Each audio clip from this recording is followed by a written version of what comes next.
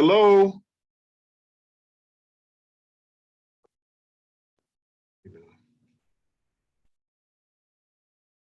So AdvanceNet, we're here, we're open.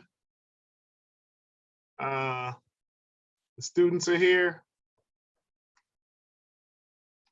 Are all of our presenters ready?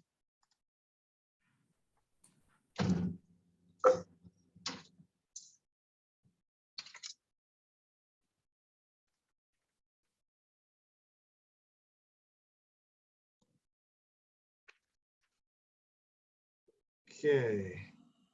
Donn, I'm not seeing Vanessa.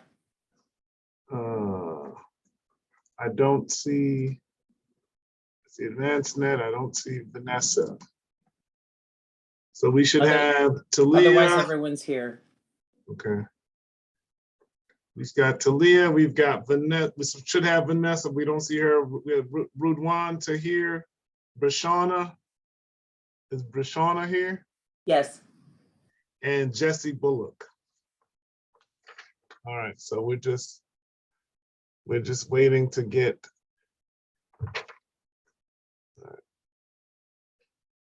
I was just contacting you guys, AdvanceNet, because I tried to get in after 4 o'clock, and I was here early. It was my fault, Donn. I'm so sorry. That's okay. So I guess we will get started. I'm not sure. So to the panelists, I'm Donn Worgs. I will be chairing the panel. You will each get about 10 minutes to do your initial presentation. And then after everyone is gone, we will open up for some questions. And we will, we'll open up for some questions. I'll have some questions for you. I'll have some comments and questions for each of the presentations. Hopefully Vanessa will join us. But we're going to go in the order that things are listed. That would be Talia Wade first. If Vanessa's not here, then Rudwan, Tahir, then Bry'Shawna Walker, and then Jesse Bulluck. Everyone clear with that? Everyone okay? Yes. Okay, I know we got students, so I'm trying to be deliberate and clear. And if you need to, share your screen, you should be able to do that. All right, so I think we're good to go. Are we ready to get started? Yes, there's one person in the waiting room. I will let them in, and then if Vanessa comes, I'll private message you, Donn. Okay, and so we're going to start with Talia, and then go from there. About 10 minutes, okay, maybe 11. All right, let's get started. I can start now. Yeah. Is everyone in? Have we? Okay. Well, great. Yes, good, sir. Talia. You can begin. Okay.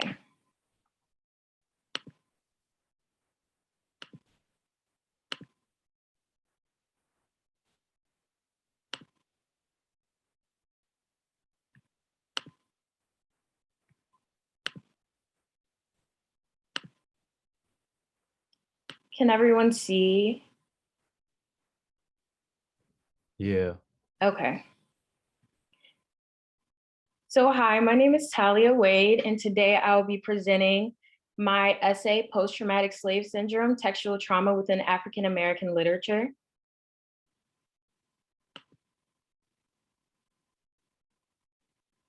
The child must be punished for her lack of silky dresses, her broad sinful nose, that dark Negroy blanket she wears. Layers of her must disappear. I am not dirty, I am Black. I am not dirty, I am Black. I am not Black, I am dirty. You have convinced me that I am what's wrong in this world. This is a section from Patricia Smith's spoken word poem, All-Purpose Product.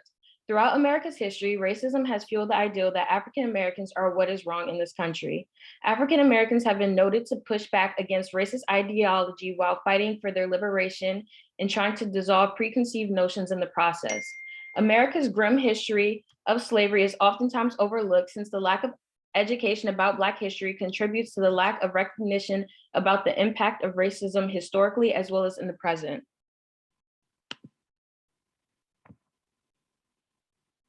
Trauma within African American literature. Because of this, my paper will explore Beloved and Citizen in order to examine the parallelism between trauma within African American literature and American history, as these texts highlight the experiences that many African Americans have endured in slavery and post-slavery America. What is textual trauma? The term textual trauma was used by Marissa Parham in her article, Saying Yes to Textual Traumas in Octavia Butler's Kindred, as she highlights the whitewashing that is necessary to make historically commercially viable and commodifiable in the present. Because of this, she uses textual trauma within Kindred to broaden conceptualizations of historical trauma. Textual trauma can be defined as an emotional response to traumatic events that is oftentimes used within literature. Characters are used to display the emotions as well as the general beliefs of a specific time frame to illustrate the impact that specific events have had on a specific set of individuals. Literature has played a significant role in African American history as it has allowed the viewpoints, cultural and structural makeup of society, as well as one's innermost thoughts to be displayed to the reader. Whether fiction or nonfiction, the general beliefs and emotions of people during a specific time frame can be revealed through the actions of characters, as textual trauma gives the reader the ability to conceptualize how certain events have impacted individuals throughout history. In this case, the books Beloved and Citizen will be of use as the emotion and trauma of these characters and speakers within these texts will be assessed in order to reveal the relevance of these texts to African American history. First, I'm going to talk about the book Beloved. So the book Beloved by Toni Morrison is inspired by the true story of Margaret Garner, a woman who escaped slavery with her children from Kentucky to Ohio.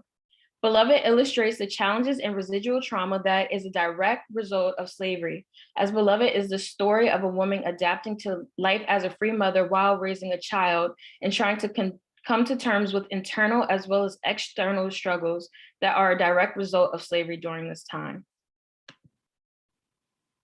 Rememory, the revival of trauma.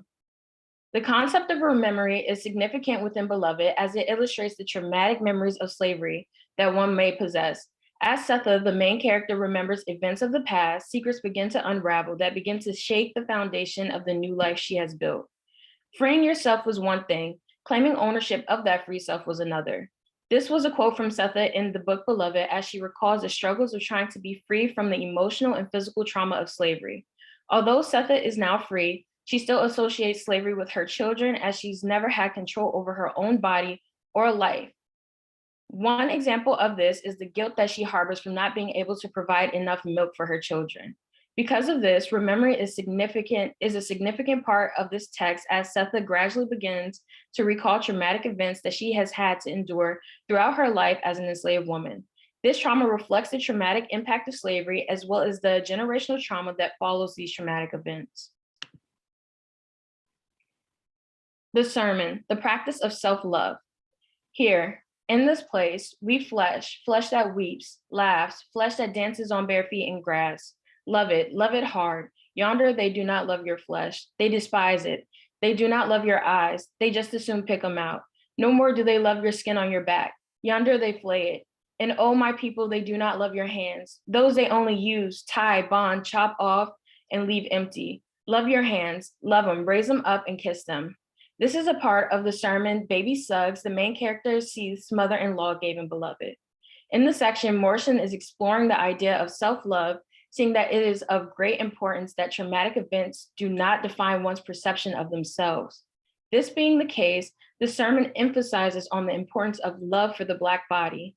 Seeing that the Black body is only seen as a tool by slave masters, Baby Suggs is helping African Americans reclaim their bodies by acknowledging its beauty. African Americans have been noted to push back against such stereotypes. Because of this, this section in Beloved illustrates how African Americans have combated trauma in regard to self-image by reaffirming the beauty of their existence.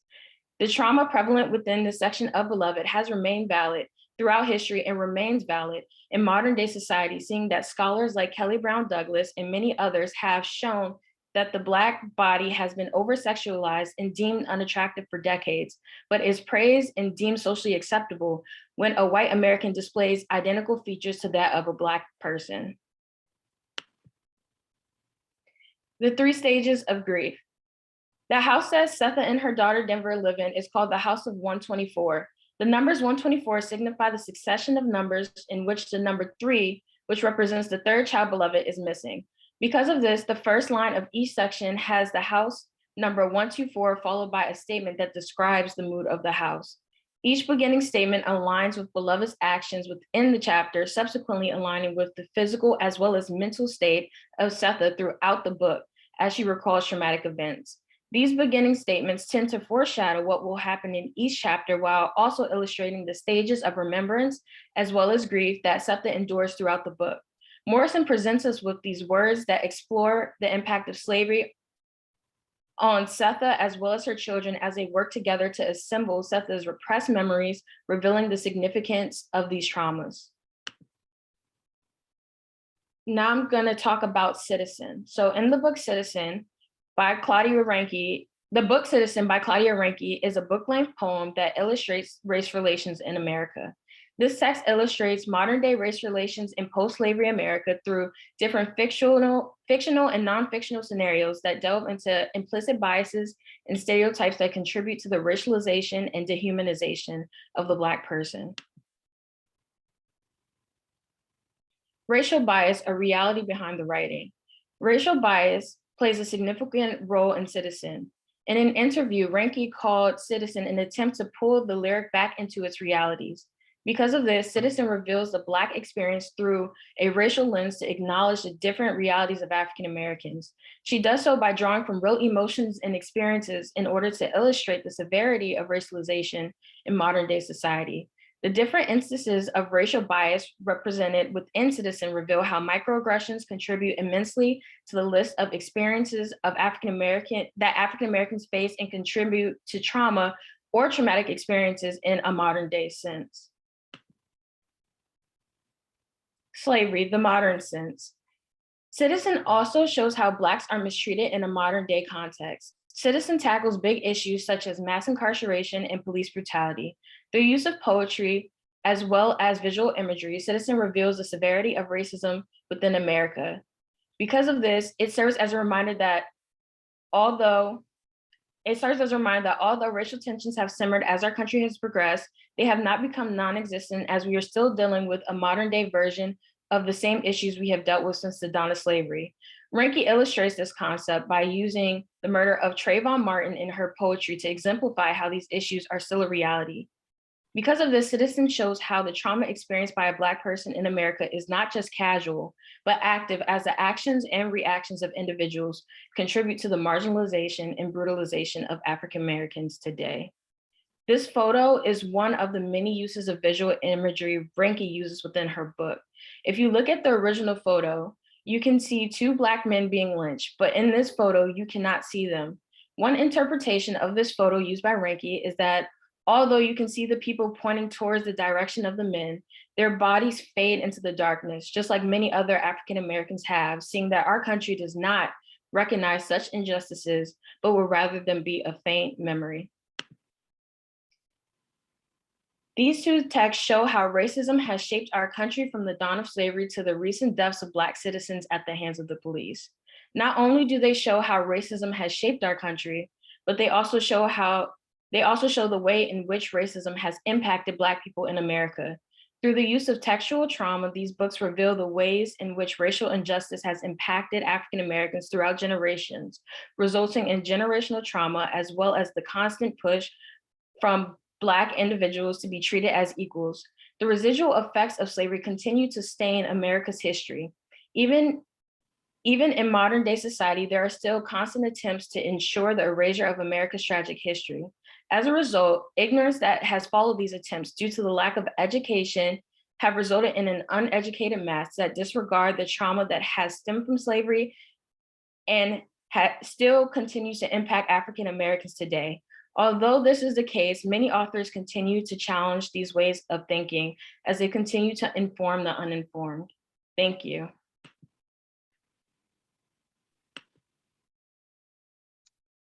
Thank you, Talia. We appreciate that. That was really interesting and insightful. Next up, we have Vanessa Okojie. Is Vanessa here? Vanessa's not here, then next up we have Rudwan Tahir.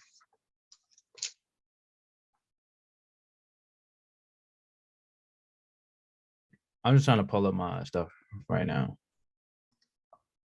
Okay.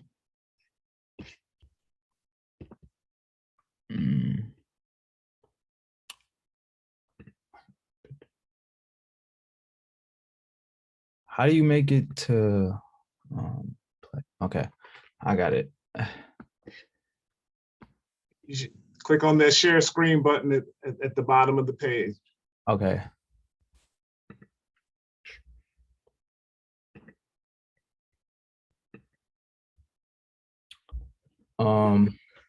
This is a paper I did on Minnesota, the state of Minnesota, and its response to COVID-19 in different sectors such as education, health,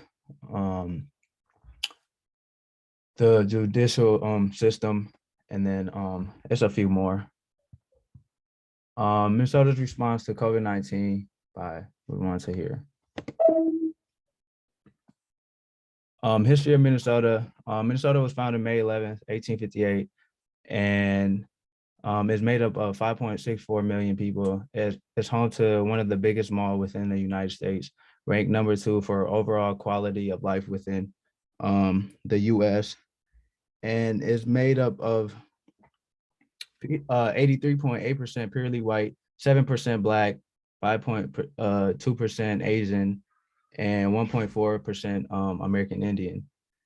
The population is the age of 65. People ages 65 and older are 16.3% of the population. 23.1% of the population is over 18.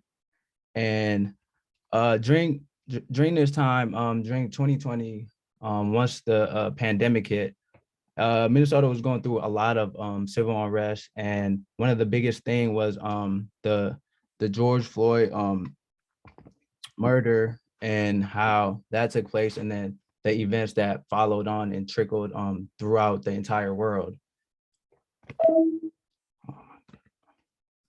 So education, Minnesota Statute of 2019, Section 12.02 and 12.21 give the governor authority to add, amend, and order in the face of a disaster or threat against public safety.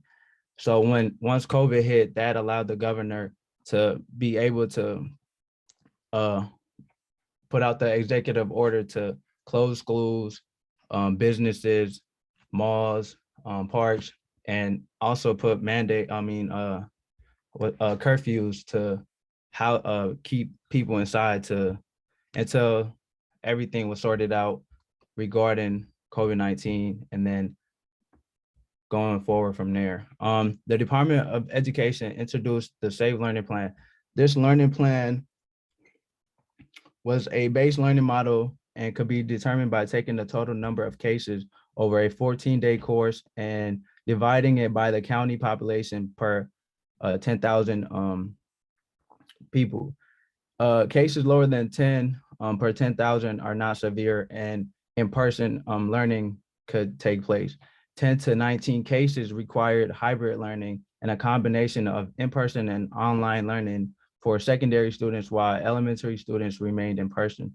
20 to 29 cases per 10,000 required hybrid learning for both elementary and secondary students. 30 to 49 cases per 10,000 call for hybrid learning or hybrid learning for elementary students, while secondary students transition to completely online. Lastly, anything over 50 cases per 10,000 require that everybody do virtual learning. Step two of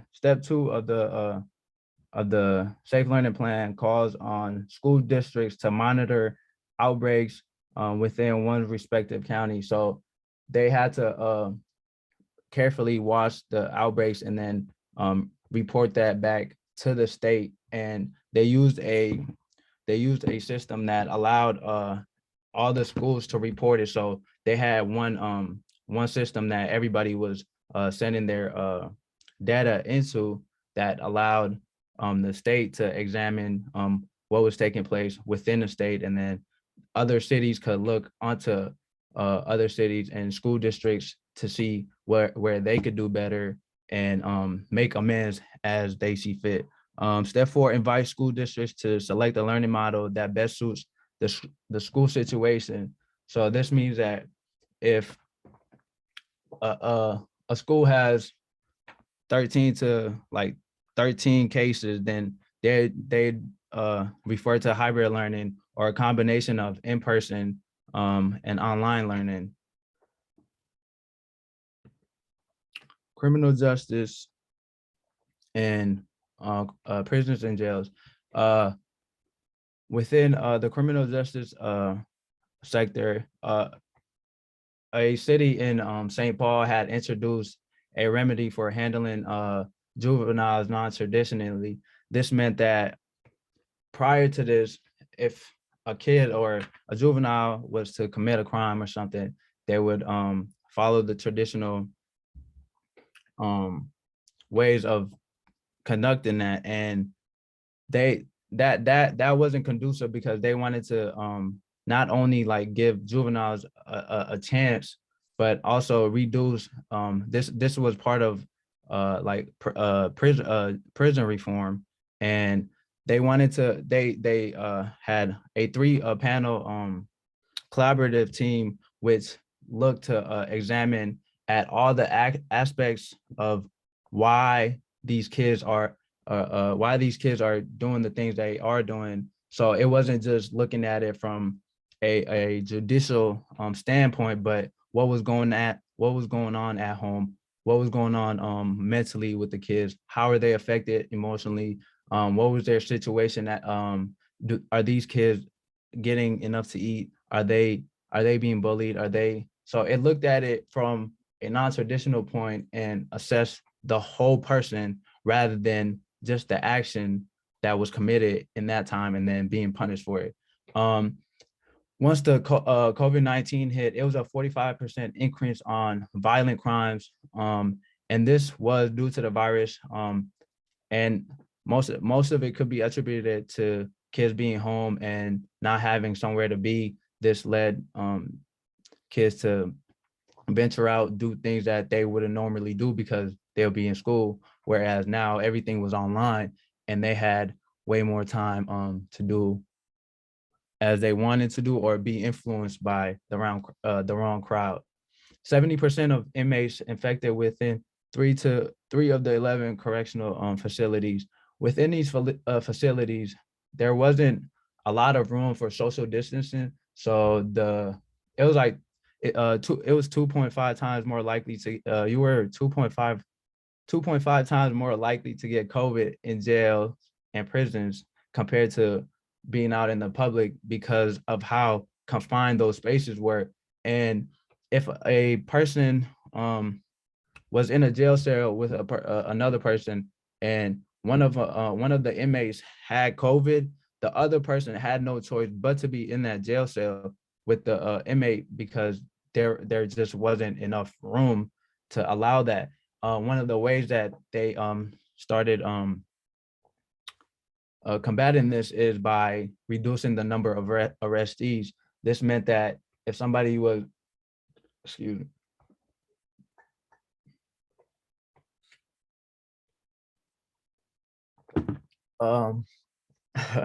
this meant that if somebody was arrested for a low or petty crime, then it wouldn't automatically result to jail, or it would result in just a fine or a citation of some sort.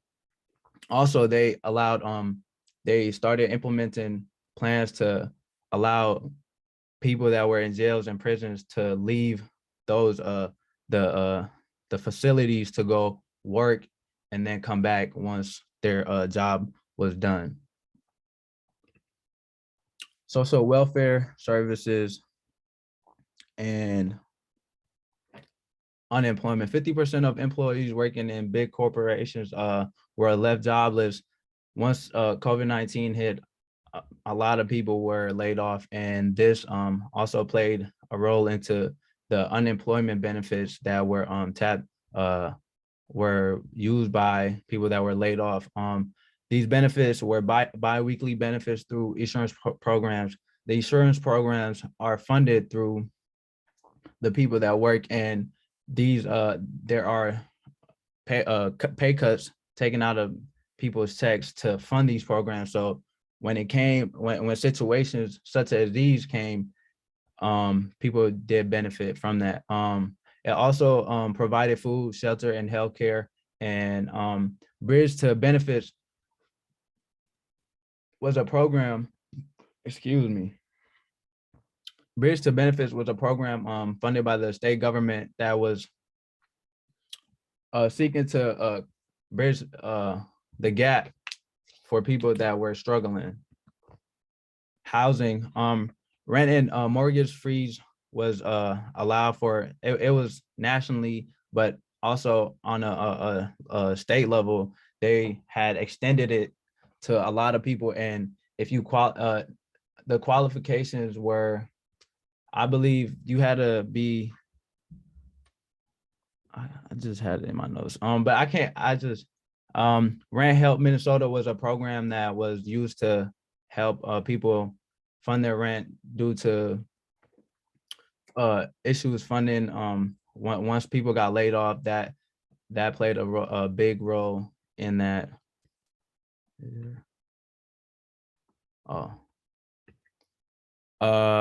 Rent control ballot initiative. This was a initiative that was put onto a ballot as question 1, and that seeks to make rent not exceed 3% over a 12-month period, and was one of the most strict across the country. Healthcare database, which collects all COVID-19 cases reported within the state. All the cities used it and reported back to it, and then this was analyzed and and used to forecast what was coming up. So then people could prepare and see the future trends that were speculated to happen.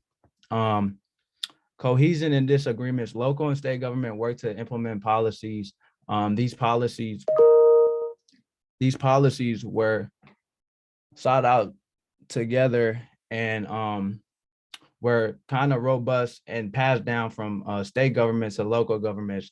And sometimes they had disagreements because the plans that they had and the resources that the local governments had just did not match up. So it was difficult to enforce the plan, the robust plans that the state government was trying to enforce on local governments, and it made it difficult for them. Lack of necessary equipment. ICU beds were a big thing. Masks, PPE, and gloves, hand sanitizers. I mean, you guys all know about that. But yeah, that concludes my presentation. Thank you.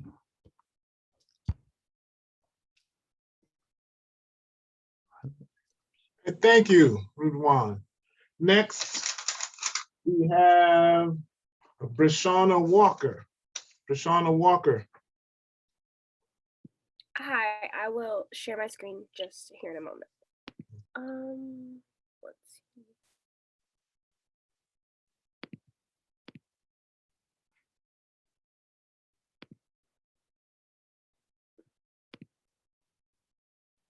Can everyone see my screen? Yes. Yeah. I'm trying to move everyone's videos. I am Bry'Shawna Walker, and today I'll be talking about advocacy and engagement among Black college students. And I want to apologize a little bit. My survey just got out of the field last Friday, so I didn't have a chance to put everything together beforehand. Is everyone's like the view grid? Do you guys all see that too? And should I move it or okay, perfect. Okay, I will get started with the literature review. So Mellon et al., Gender and Political Mobilization Online Participation in Policy Success on a Global Petitioning Platform. Basically, they wanted to globally compare men and women's online political participation. I just used it to get definitions for thick and thin participation.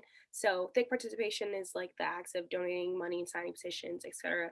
And then thin participation is just literally going to the polls and showing up in elections. They found that women have lower thick participation and higher thin participation. I'm sorry, this is just in my way and I can't move. And then unbundling linked fate, basically they assess the linked fate question and they want to make it easier for respondents to give more answers instead of just like the general linked fate question of like, when this happens to this community, does this also happen for me? And so they unbuild it into linked hurt and linked progress. And then Gerking et al. Look at political efficacy. And so basically, they're trying to understand the correlation between populist party support, political efficacy, and political trust. I just use it to define political efficacy. And so basically what they say is it is the extent to which an individual feels that that their input matters in the processes and believe that political institutions are responsible and work for them.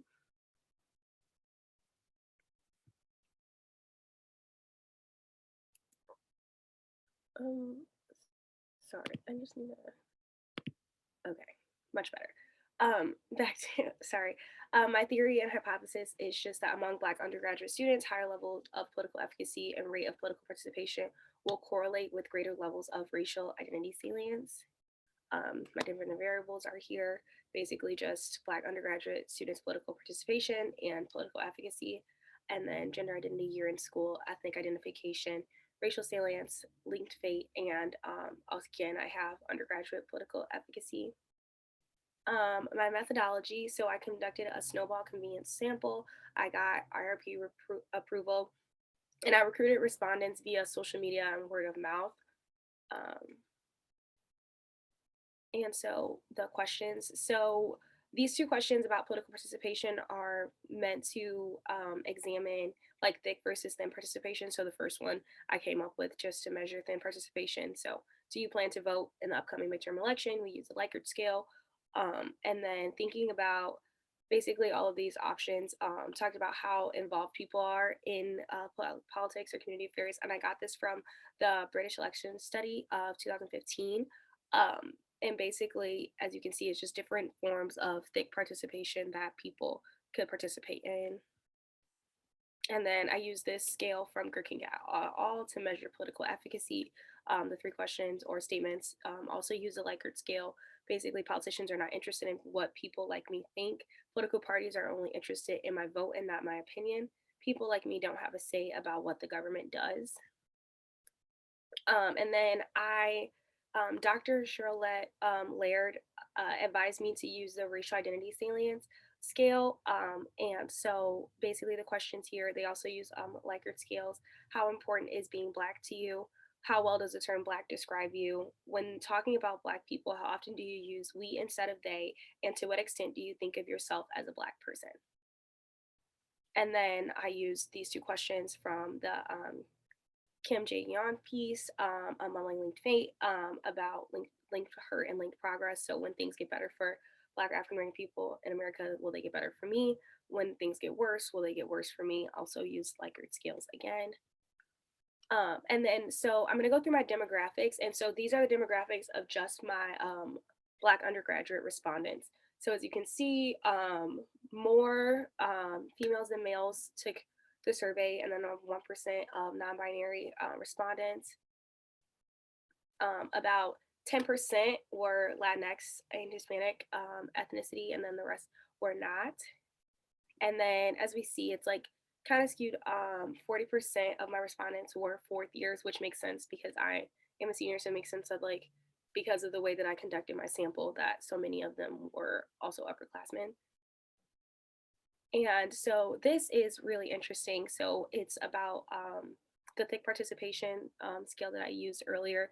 And so what I thought was really interesting is, as we can see, like 61.4% of respondents signed a petition via the internet and like hire and like bought or refused to buy a product for ethical or political reasons, and then 27.1% not engaged at all, or like 30% taking part in a public demonstration. I just all thought that those really stuck out to me because obviously it's not really hard to sign petitions via the internet or different things like that. And then here is the data. So as you can see, basically what the data unfortunately revealed is that my hypothesis was wrong. A lot of the things did not really give me good results, in that like it's not the cause, like because people are feel like less or more efficacious does not really correlate with their racial identity salience. And as we can see, like linked fate may not be the strongest indicator for racial identity salience, and like moving more towards racial identity salience scales will be more effective for research done in the future. And then I always say it's like the questions that drive the research. And so because now that we know that my results do not support the hypothesis, so the question now shifts to what I have not discovered yet. However, like I said, racial identity salience might be more accurate than linked fate in terms of understanding political behavior and attitudes. And I just want to give a thank you to Dr. Steven Caliendo for helping me to recode and analyze my survey results, and Dr. Laird for advising me to use the racial identity salience scale. Thank you.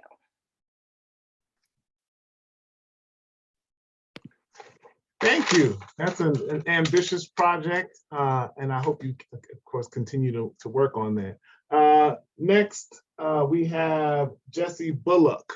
And after Jesse, then we will have time for a couple of questions and brief discussion.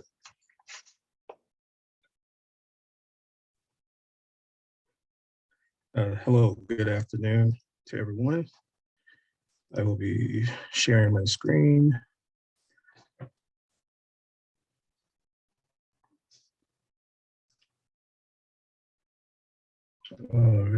Is everyone able to see my screen now? Yes. Yes. Okay, wonderful. Good afternoon. My name is Jesse Bulluck, and I am a student at the Texas Tech University in College of Education. And today I'll be talking on the issue of changing the game.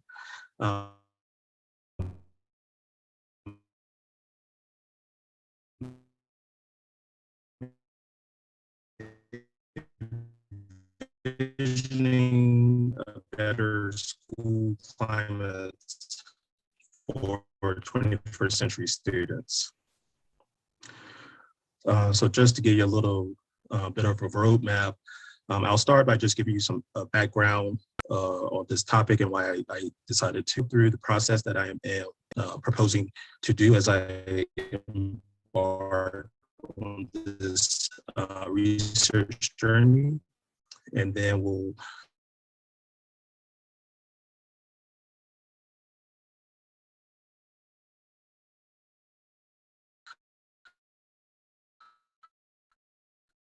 just conclude with some and keep up with the news as it relates to schools and things that are happening during the past few years. We know that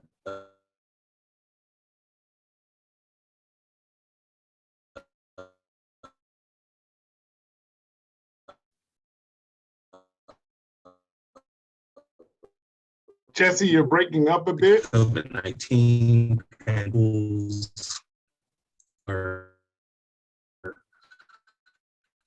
was that it was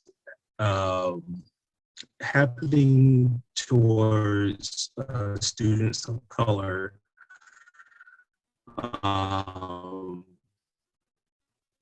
in various locations where they were being harassed by their white peers.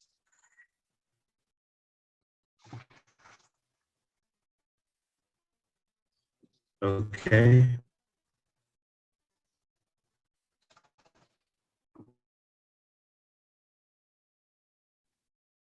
Jesse, you're kind of breaking up. I think we may have lost him.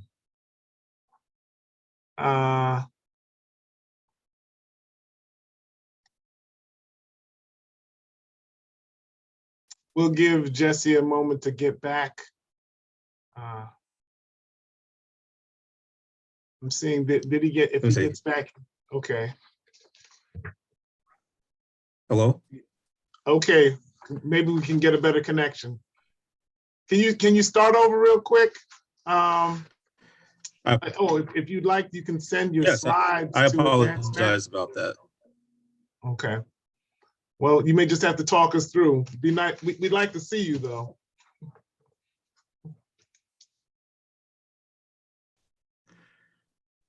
Let me start over.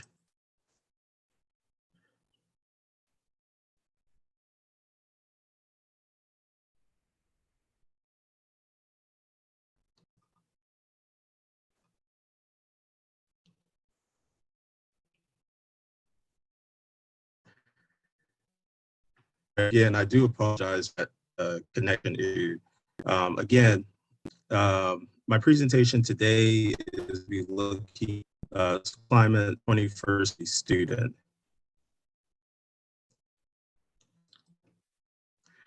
And so the reason why I became interested in this topic, I found a story that comes from Minnesota, where at this particular charter school, there were a group of students, Black students, who were being discriminated against and bullied by their classmates and staff members at the school.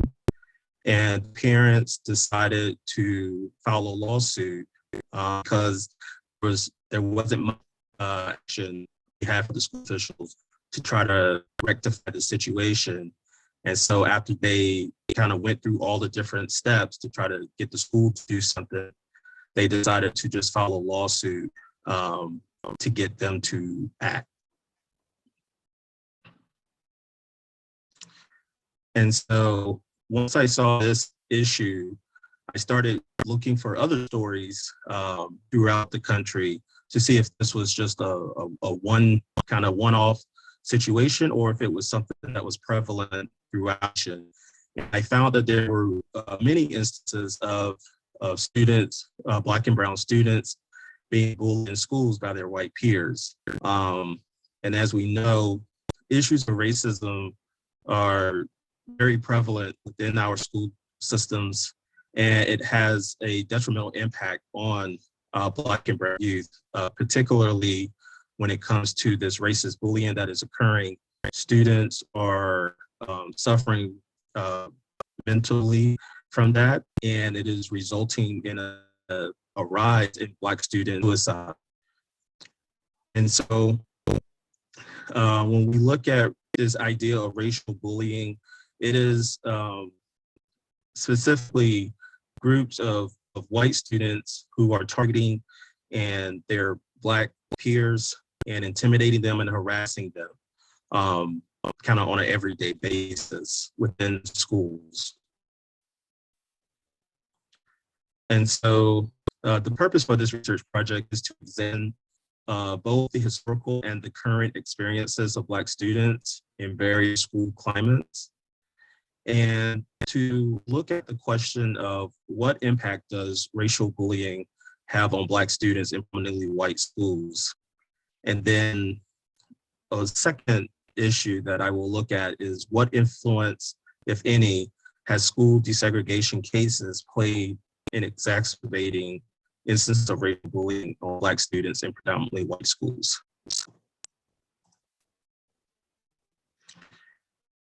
And so the theoretical foundations that I am planning to use to guide this research. Are critical legal studies, which is an approach to analyzing how law functions within our society.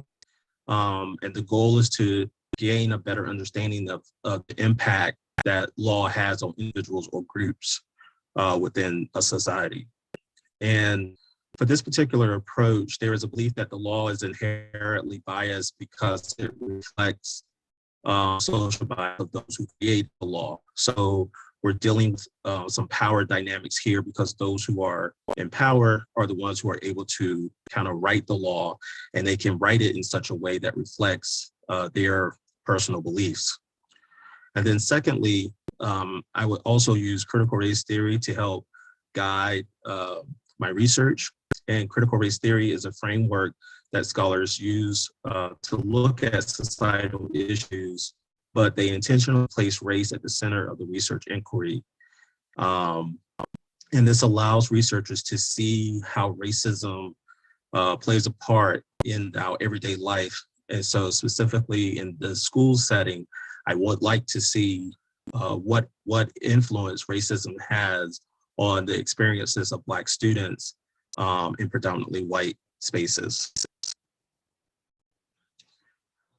To get my data for this research project, I'm going to look at both case law and then real life examples. And so here's just a list of cases that kind of serve as the foundation for understanding how we got to where we are presently with the kind of racial issues that we see within schools. As we know, Brown v. Board of Education is the landmark Supreme Court decision that eliminated segregation within the public school systems. That happened in 1954. And so from that time, schools have been trying to implement programs and strategies to integrate, because it was thought that integration would be the way to make things more equal amongst different races of students. And so these are a group of cases that the Supreme Court has rendered a decision on to help kind of that process move along. And I feel like looking at these cases will give us a good understanding, give me a good understanding of how the different school climates have developed over the decades and throughout history. And so I'm going to be breaking up this research project into 3 parts. The first part will be to analyze the court cases, specifically the desegregation of school cases, and to identify themes that link these cases together. And then the second part of the analysis will be a historical case study of specific school integration instances, such as the Little Rock 9 that happened in Little Rock, Arkansas, or the Clinton 12, which happened in Knoxville, Tennessee, where these were groups of Black students who were the first to attend previously all-white institutions in their cities.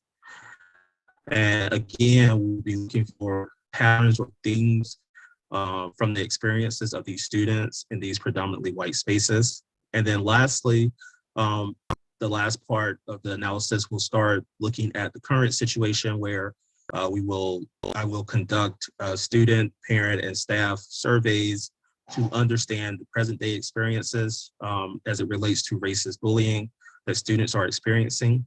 And as a guide, I will also look at data from the School Crime Supplement to the National Crime Victimization Survey and the Youth Risk Behavior Surveillance System. Both of these databases currently collect data on school bullying, bullying that occurs in schools for students in grades 9 through 12.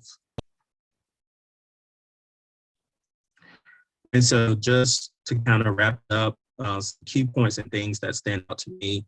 We know that historically students have not been treated equally within the education system. And there have been certain populations of students who have been marginalized and kept from reaching their full potential. And we also know that racism is a part of the American experience. And as such, it shows up in our laws and policies, especially within our school environments. And then lastly, one of the things that is most important in that is that schools reflect the community in which they are located.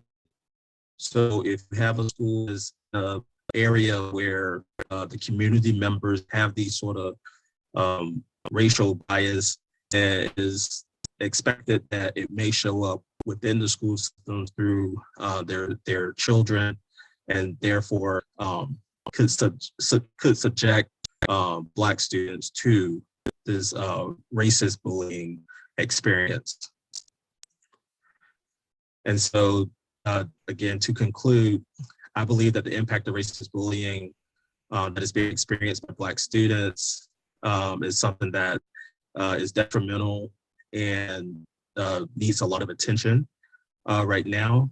And I think it is critical that our states and schools start coming with effective solutions to eliminate not just bullying, but specifically racist bullying. And also continue to develop strategies that will promote more positive school climates and a better understanding of having diverse classrooms. Thank you. Thank you. All right, first of all, I would like to say thanks to all of our presenters. Each of you did a great job. I'm impressed with your thoughtfulness and the details within that you've just demonstrated with your research. I'm going to give a few quick comments and pose some questions that you don't have to answer right now. Then we'll open up for questions from the audience. So starting with Talia Wade. Talia, I thought this was a really intriguing idea, this textual trauma. As you were presenting, it reminded me of a presentation I saw Dolan Perkins make, in which she said, she posed the question, should Black literature come with a trigger warning? And what she was saying, is that Black literature is, could be so traumatic, right, for the reader that maybe we need to be warned because of what one might experience. So I was thinking about how you dealt with this idea of memory. And on one level, there's memory within the text, but then our reading that text evokes certain memory and trauma in us, in the reader. So I thought that was a really kind of interesting idea. And I would, love to hear you kind of reflect and think about that at some point. So that was, that I think is an intriguing notion, trauma. For Rudwan Tahir, I thought that you had a really systematic discussion of the ways Minnesota responded to COVID. And you mentioned that this is happening along with, the George Floyd protests. And so I had a question for you, which is really, I'd be curious to hear you talk about how the pandemic kind of impacted, the protest movement, and also how the protest movement may have impacted the responses to the pandemic. So I would be curious to hear you talk about that. But again, I appreciated the systematic way you approached, the step-by-step of how the state responded to the COVID crisis. Bry'Shawna Walker, I think this study is interesting to me. I'm particularly interested in the idea of efficacy. And so, I was curious to see what your findings were going to be. And again, I like the fact that you were able to, sort of clarify where you got your definitions, your measures, etc. The only thing I will kind of give you a little pushback on is I don't know that your theory is wrong. And I was wondering if you looked at maybe how your independent variables might relate to not the whole, the aggregate measure, but maybe specific questions that you asked. So maybe they don't, they may not be significantly related to, when you put everything together, but maybe if you look at a specific question or a specific, activity, might you see something else? And then you might see something else if, you know, maybe you could, if you replicated this survey and asked some slightly different questions. Specifically, I'm thinking about the efficacy questions, because I'm always thinking that efficacy is really about what, you know, my sense that I can make a difference. But a lot of the questions we ask are often, do I think other people are listening to me, right? Do I think other people think about me? And that's not quite the same thing, right? Because, you know, I can make those people, yeah, they're not thinking about me, but there's things I can do to force change. So maybe there might be some nuances in that you can think about.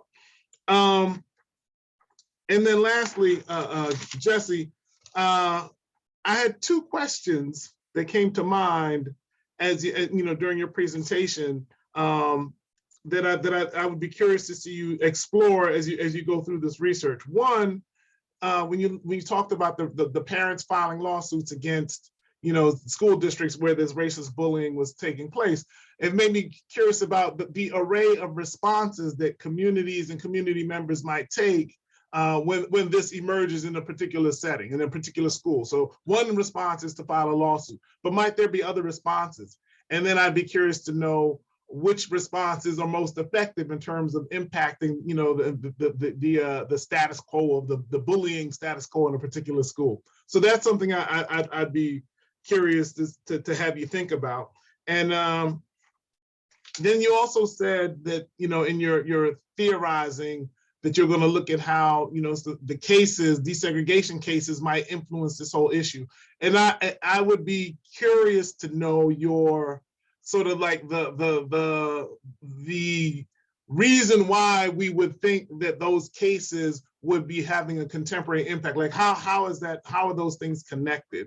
Well, if you could walk us through that, that would be, you know, I think that would be useful at some point. Walk someone who's reading your work, walk them through how those things, how sort of the step-by-step of how the cause and effect of that, but why you think that might be something, as opposed to just historical context, right?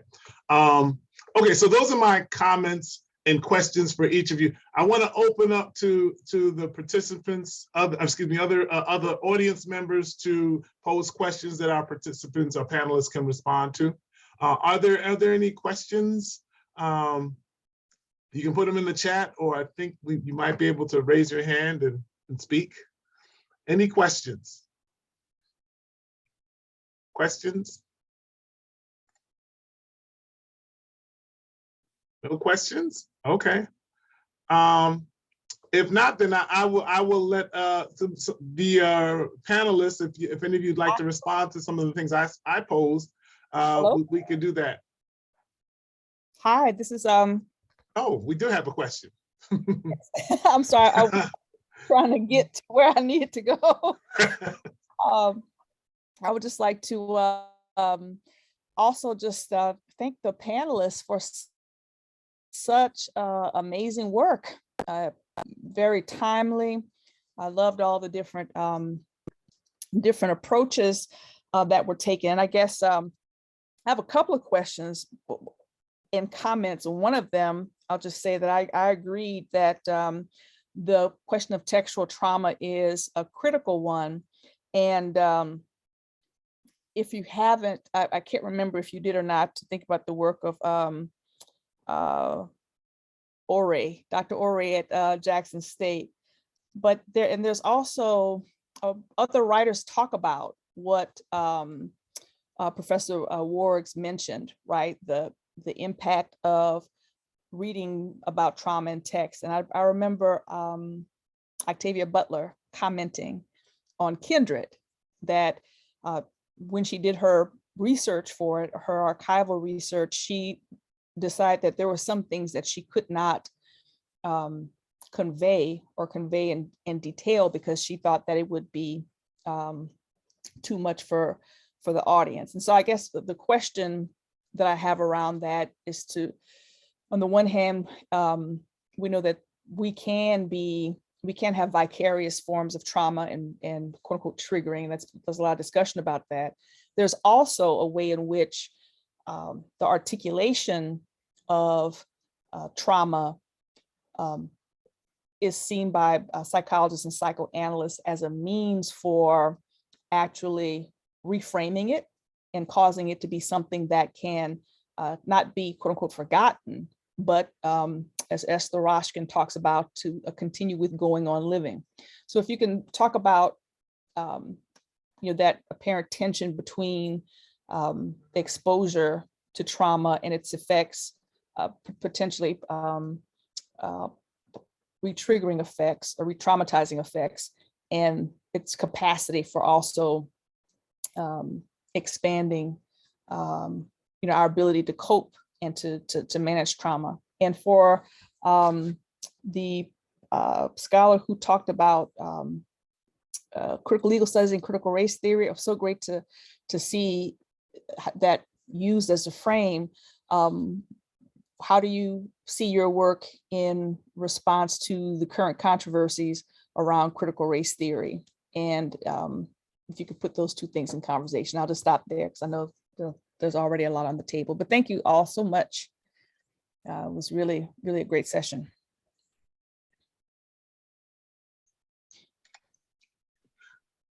Would any of our panelists like to respond?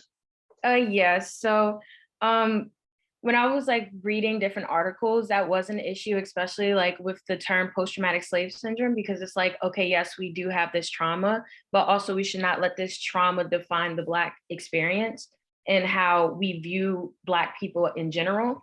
So I feel like there has to be a line between acknowledging the traumas that are a result of being a Black person in America, but also noting that these do not define us. It makes us stronger because especially now, because we're learning how to accept ourselves and accept how our Blackness is beautiful and how we are also like active members of our society and we can make a change. So it's more of us acknowledging it and not being complicit in it, and actually trying to change viewpoints and ideas and basically show that we are, I can't think of the word, but like show that we are actively trying to get rid of these like racist ideas and notions of like Black people.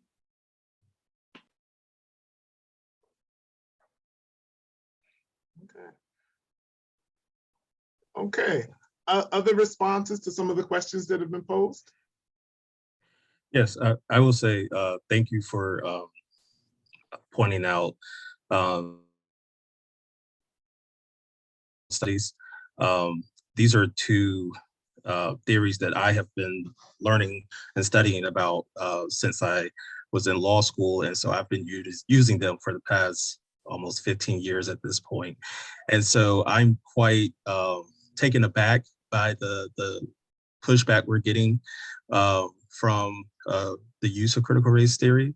And so one of my goals as a researcher and a scholar is to continue to demonstrate why this approach is necessary and what exactly it is. And so now I've been doing just a lot of educating on what exactly it is and how it is utilized in research, and how it doesn't necessarily show up in schools the way the public believes that it does. And so I'm trying to take that misinformation out of the process so that we can move forward as a nation.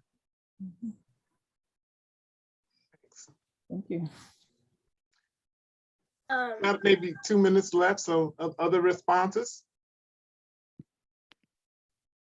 Hi, sorry, I'm like a little coffee because I'm a little sick, but I just wanted to say thank you for your comments.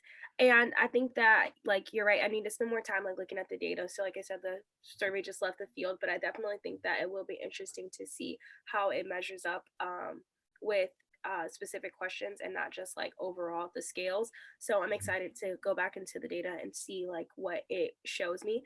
And I think that also what you made me think about is like, it makes sense, right? Like efficacy in terms of like, do I participate in elections? Like, yes, but do I feel that the institutions represent me and my communities? No. And so like, I think that if I can go back and find other work that scholars have done, and like find more questions that they've used, especially people who've studied efficacy in the Black community before, instead of like the efficacy questions that I originally used. So I'm interested to go back and see those things as well. Mm-hmm. Interesting. All right. I also want to add, Dr. Worgs, you are spot on with the community response issue. There actually have been, my technology hiccup kind of messed me up and I just got off track a little, but there actually was a series of student walkouts by Black students in these communities where the racist bullying was occurring. And this has been going across the country in multiple communities. Students protested and walked out of classes in response to this. It'd be interesting to see what happens in the aftermath of those walkouts, right? Like what is the impact, you know? Okay. Any other comments or responses and reactions, either from our panelists or our audience? We're a little over, but you know, we can go one more minute if anyone has anything important to say. Well, if not, well, I'd like to thank you all for joining us for this panel. It was thought-provoking, got me thinking, and I'm really proud of our students. You guys did a great job, very good job. And thank you to all of the attendees. Yeah, yes. Applause. Thank you. All right.